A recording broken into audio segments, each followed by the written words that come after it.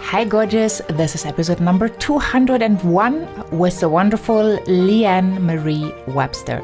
Hi, this is LeeAnn Marie Webster, and you are listening to the Heart Sells podcast with Christine Schlonski. Enjoy.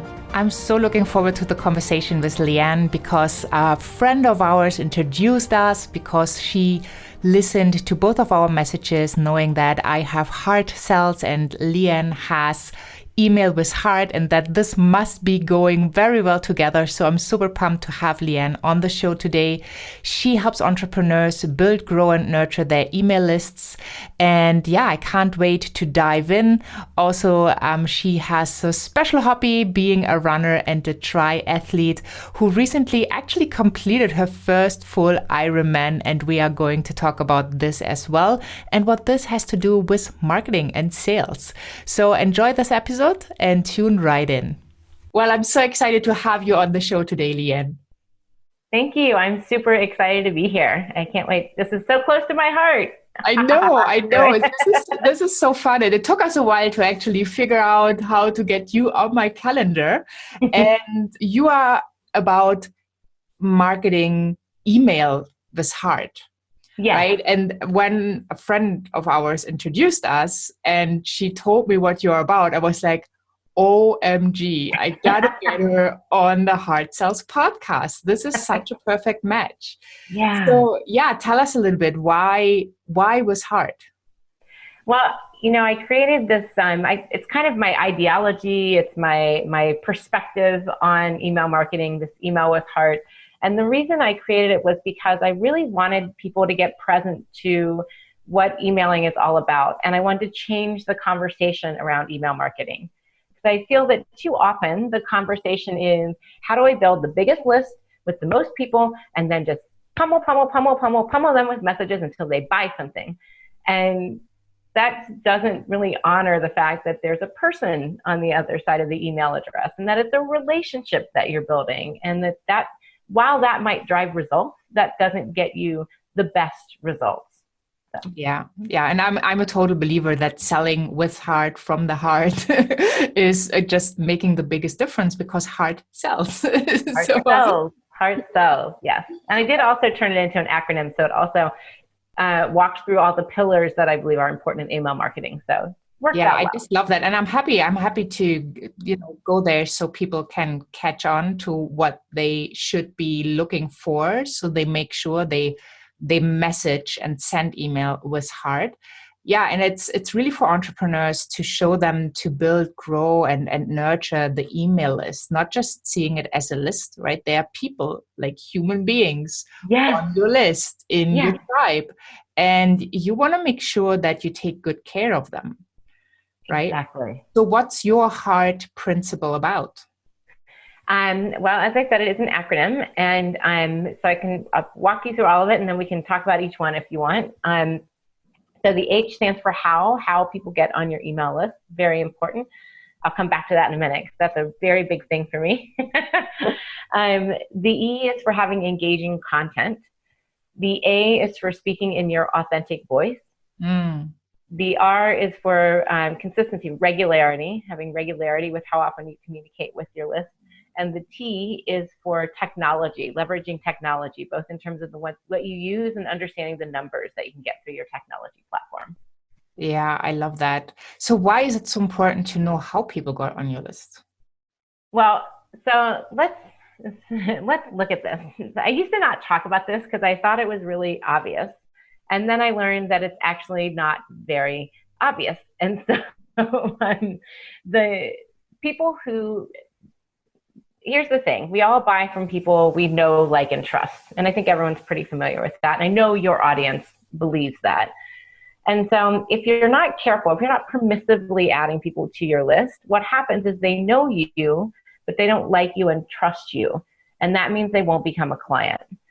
And so the best way for me to talk about permissively getting people onto your list is to talk about what it looks like to not permissively get people onto your list, because I think that's where there's sometimes a little bit of gray area.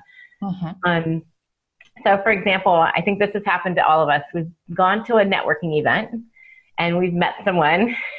Yep, I can see your face cringing at the thought of it. you exchange cards, right? And then all of a sudden you're on their email list. Yeah. That's not permissive. That's just like, that's that kind of scrounging everything approach. Yeah, and it's totally not GDPR confirmed, right? Yeah. So Oh, in case you yeah. still do that stuff, you should not be marketing Should not be to doing any that. Europeans. Yeah, I mean, it's illegal. It's GDPR not compliant. It's also spam in the U.S. the Can Spam Act. But even more than it being illegal, it's freaking annoying. And if Yeah. your whole goal in growing your list is to build your business and to generate clients and revenue from it, that's not the best way to do it. It's a horrible way to do it. Because those are the people usually when I talk to them, they say, well, email doesn't work. And I'm like, yeah, because you're not doing it right. Yeah. Yeah, you have to deliver value, right? People need to be inspired. I just Yeah. love it.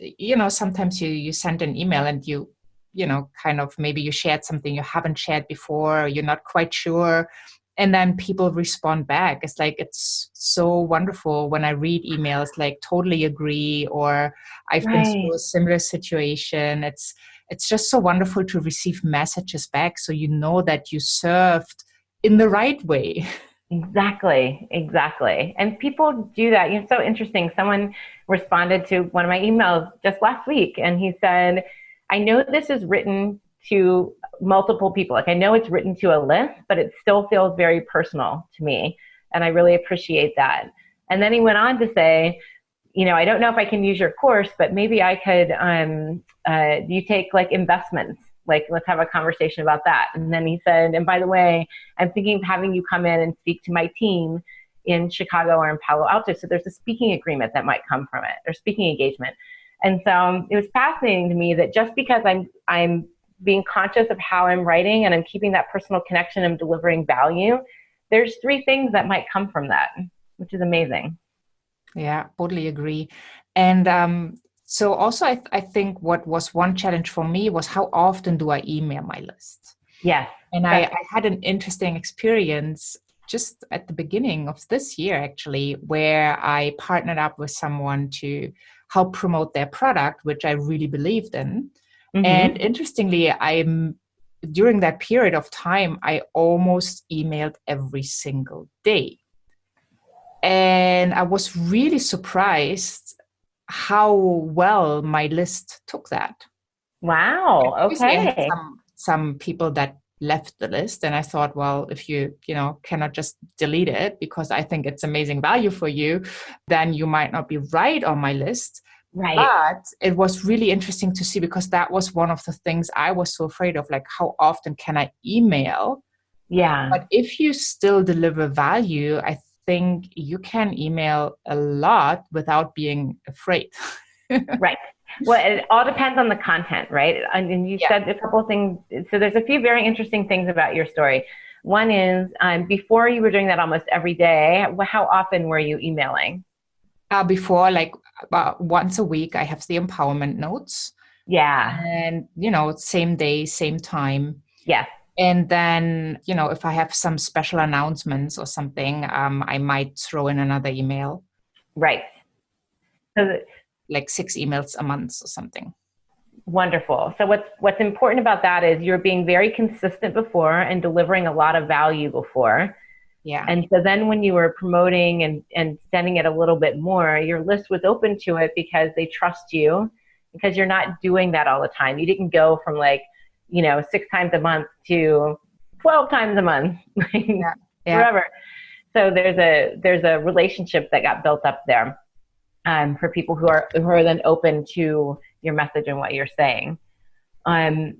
What I find is that often for this interval question, because I get asked this all the time, is that sometimes people, out of kindness, out of not wanting to send too much, go to the opposite end of the spectrum, and they only send once a month, and they do a newsletter, and it's like, oh, and then they feel the need to put all this content in there, because since it's only once a month, they want to have it be very, valuable. And that ends up backfiring for a couple reasons. Mm-hmm. One is once a month is not enough. People, if they don't hear from you consistently, then what happens is when that email comes in, they're like, who is this? Did I sign up for this? I don't know what this is. And that's when the unsubscribe rate will go up. The spam rate actually goes up in that instance. And then also, if you're sending all this content because you're like, I want it, it's only once a month and I want to make sure there's all this great stuff in there, then people open it and they go, oh, this is a lot to read. I'll come back to it. Nobody's ever gone back to an email. I mean, rarely. But yeah, what I find is a better strategy is to exactly what you're doing. Once a week, very consistent. Be delivering content that's really that your audience wants to hear. Keeping it short and keeping it on one topic per email. So it's deliver that content, and if you have other stuff, you can send that in a different email, but not trying to cram it all in. Well, I guess I have them potential to make it better. Because I have a topic, and then I also have the updates on the podcast at the lower end, so people can see the little video. They have the design, the cover art of the podcast, and the short bio of the person who spoke, and the links to connect. But I also thought about that could actually be an extra email, a different email at a different time, to not overwhelm people. Totally. And to get them to focus on what you want them to focus on. Yes, totally agree. Awesome. So what else do people do that's not supporting growing their email list in a heart-centered way? Yeah. Well, one is my A for heart, speaking in your authentic voice. And from that, I mean, coming through with who you really are and really connecting with your audience. What I find is that sometimes people, they can have someone write their content for you. I know that there's people out there who get tripped up on what to say. So they're like, I'll just hire a copywriter. Or there's templates that they'll buy from someone. And what happens is that ends up being not in their voice. And it ends up being, it ends up feeling like a mismatch. And what happens then is the audience sometimes they can't articulate it, but sometimes something just feels off and it doesn't feel right. And you're like, I don't know if this is what I really signed up for. And it creates that little bit of a distance. Whereas if you can, instead, you don't have to write your own content, but if someone else is going to write your content for you, you need to make sure they can speak in your voice and that you're editing it to make sure that it sounds like it comes from you. And just being really conscious of who are your people? What do you want to say to them? How can you connect with them? How can you make it a little more personal? How can you tell a story? How can you talk about a client? How can you relate to them in a way that is going to be a little more direct than just very business, buy. Yeah, totally. Yeah, that should not have the feel of buy, but also you want to make sure that, you nurture your list and you also make some offers from time to time. Right? For sure. Because that's how you get to serve the people. So what would you recommend? What is there a good email structure? Because you said focus on one thing. If I'm starting out and I'm not really know about email marketing, I might be just building my list. I have a handful of people, maybe two are my mom, my dad, right? I know so many people starting out like this. They have family on their email list that are probably not buying from them. But what can people do so it feels good and they also have this list as a tool to grow their business? Yeah. This actually falls under my E for engaging content. So here's the thing. First of all, always sit with everything that you're doing. I think, frankly, in your business, but especially with your email, sit in the space of your ideal client.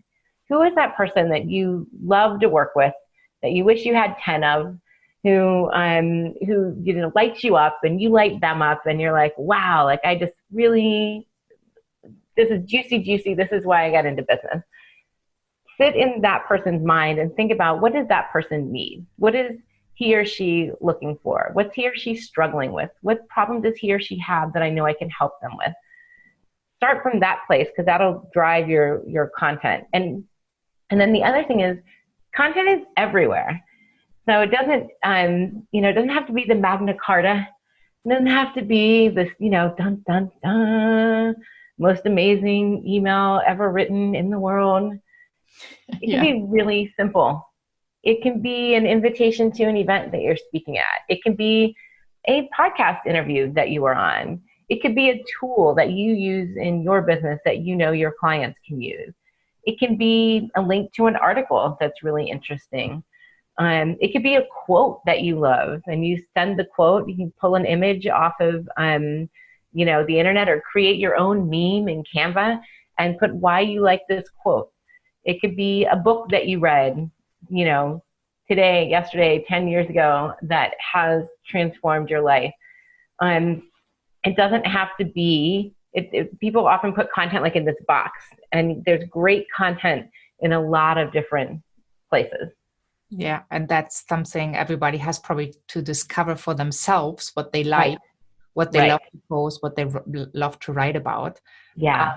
And as you said, like, don't overcomplicate it. And that's what a lot of people do. Like, they think it's got to be this big thing. I do a lot of planning with my clients. So I do a lot of, I like to keep them 90 days planned out for their content. But I had one woman who just, she hired me at the end of the year to plan for the entire year. She was like, I don't want to do 90 days. I want to do the whole thing. And we did it in the course of, I think, an hour for an entire year. And she was shocked at how easy it was. But it's like, I have a system that I walk people through, but it's also just because, content is everywhere. You can get inspiration for it everywhere. So if you can just plan out a little bit, a year was a lot. And I myself only do about 60 to 90 days. The other thing that's interesting on this note too is, looking at just other sources. So for example, I watch Marie Forleo. I don't know if you know her, pretty well known. And I also love The Skim. Are you familiar with The Skim? It's like a daily email. It's fantastic. Skim with 2 M's. I recommend checking it out. It's just a Monday through Friday debrief of like what's going on in the world. So it's meant to skim on your commute. And I love it. It's crafty the way it's written. I don't watch the news. I don't read papers, but I check my Skim because then I kind of know what's going on, and if I want to find out more. So Marie Forleo interviewed the founders of the Skim to talk about why they picked their distribution method as being email instead of being social media. And so it was a great interview, and they talked a lot about email marketing, why it's important, and all these things. So I pulled a couple quotes out of it, and then I just sent that to my list because I thought it's a third-party endorsement of my point of view, and it's an interesting interview, and I love the Skim, and I love Marie, and it was super easy content, quote unquote, for me. It's a nice giveaway for them to go get something a little more juicy, but that I didn't have to write. And there's stuff like that all over the place. Yeah, totally agree. And sometimes just a short quote is going to make somebody's day, right? We often know that, like, I have many days that are made so much better by reading the right quote at the right time and getting that inspiration, right? Yeah. Awesome. So what does hard sells mean for you?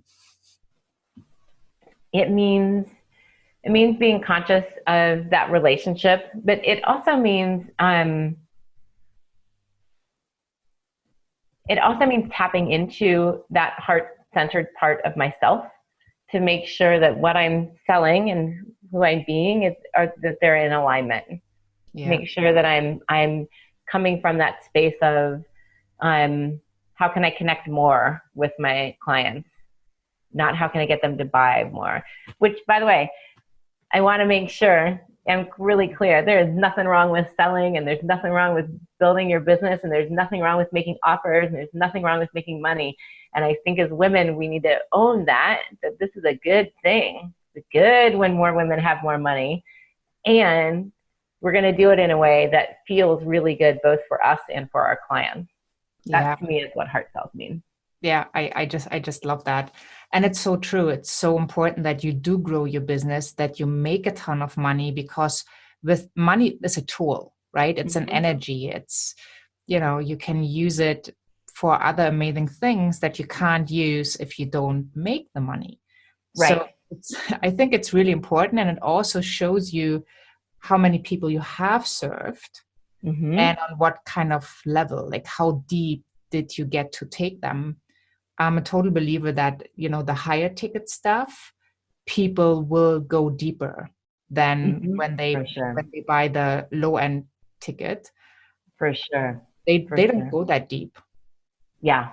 And Yeah. What? there might be exceptions. I totally agree on that, depending Right. on the mindset. But in general, and I've seen that there's a difference if I paid $1,000 or 20,000. I value things differently, and that's the energy of money. So Yep. I just love that. Yeah, make sure your business really thrives. You make the money because then you have the bigger impact. And with the bigger impact, you can do more amazing things. Exactly. Exactly. Totally. Yes. And to help everybody who's tuning into this podcast, you have a wonderful gift for us, the Email with Heart Starter Kit. I just love that. Tell us a little bit about it. And obviously, all the links will be in the show notes, but where can people find it if they need to type it into Yes. Google right away? Yes. Right away. You can do emailwith.H.E.A.R.T.com. That's the easiest way to get to it. And this is a great starter kit. It's it's got, I think, 6 videos. It walks you through my whole email with Heart process. And then there's a couple of really cool infographics and just what I want to call like guides that go with it that help you understand the structure that I work with all my clients on. And there's also a really fun one in there that is about this: can I add someone to my email list? Because going back to that how question, I realized as I was in conversation with people that sometimes some people had questions about that. Some people said, I have a membership directory. Can I just download that in my email? It's like, no.